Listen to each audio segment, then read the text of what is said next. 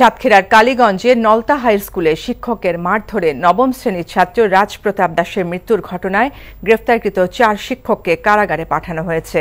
সকালে 5 শিক্ষকের বিরুদ্ধে থানায় একটি হত্যা মামলা দায়ের করেন নিহত ছাত্রের বাবা দীনবন্ধু দাস।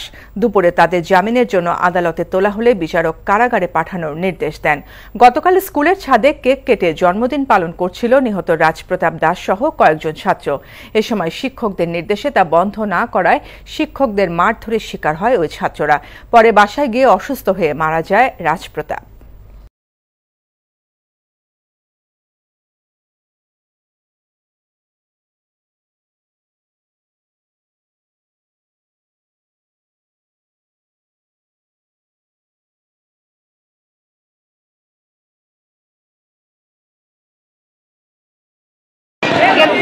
বাড়ি গিয়ে বইতে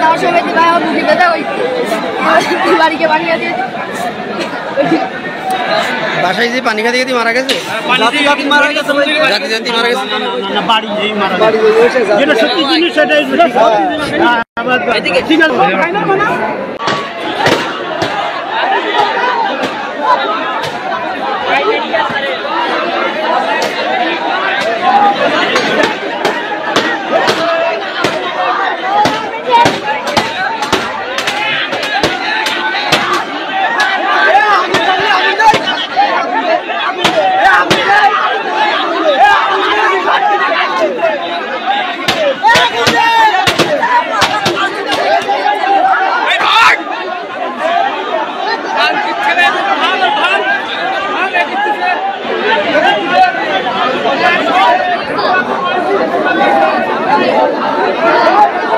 সেই মৃত লাশ নিয়ে কিন্তু শিক্ষার্থীরা বিচারের দাবিতে অনশন করছে।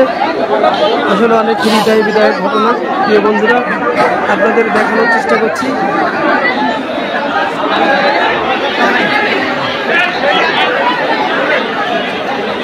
প্রিয় বন্ধুরা, আমরা কিন্তু নলতা মাধ্যমিক বিদ্যালয়ে এখানে স্যারদের টর্চারে কিন্তু একজন ছাত্র নিহত হয়েছে।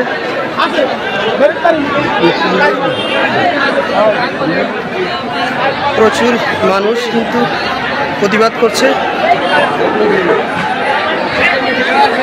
উত্তেজিত জনতা কিন্তু এখানে প্রতিবাদ করছে।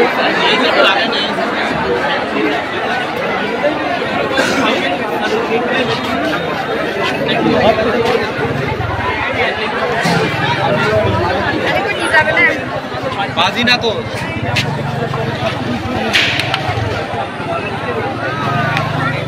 নলতা মাধ্যমিক বিদ্যালয়ে কিন্তু একজন ছাত্রর বার্থডে উইশ করছিল। এমন সময় স্যার 3 তলা থেকে ডেকে তাদের খুব মারধর করেছে। পরবর্তীতে বাসায় যাওয়ার পথে কিন্তু সেই ছেলেটি মারা গিয়েছে। ক্ষুব্ধ জনতা এলাকাবাসী কিন্তু লাশ সাথে করে নিয়েই বিচারের দাবিতে অনশন করছে। দেবটা থানা কালীগঞ্জ থানার পুলিশ কিন্তু পরিস্থিতি নিয়ন্ত্রণে আনার চেষ্টা করছে। বারবার আপনাদের সেই ভিডিও দেখানোর চেষ্টা করছি। প্রিয় বন্ধুরা, আসলে খুবই দুঃখজনক ঘটনা। স্যারের হাতেই মার খেয়ে একজন ছাত্রের মৃত্যু সত্যি দুঃখজনক আমাদের জন্য। ভিডিও ঢুকাই যাবে জানি আমরা জানি অপরাধ কি।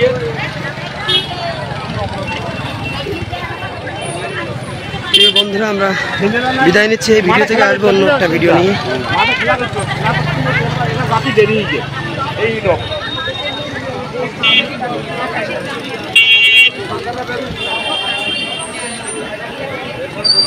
আসলে অনেক দুঃখজনক।